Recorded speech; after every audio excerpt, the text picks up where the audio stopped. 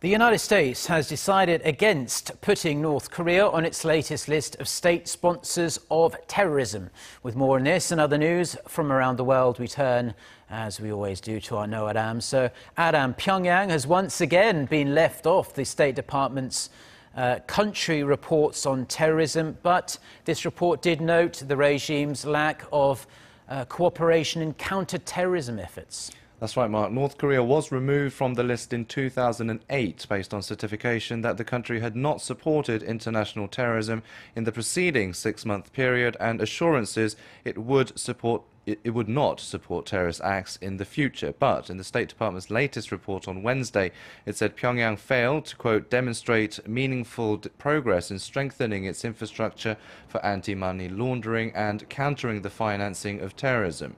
The North has managed to dodge the bullet once again amid continued calls for the regime to be relisted after its cyber attack on Sony Pictures 3 years ago.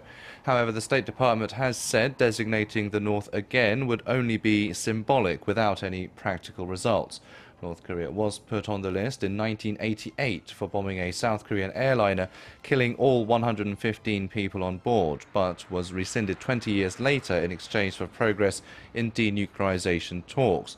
The report, however, for the second year in a row, put Iran as the, quote, foremost state sponsor of terrorism. It blamed Tehran for continuing to support Hezbollah, Palestinian militants in Gaza and various groups in Syria, Iraq and throughout the Middle East.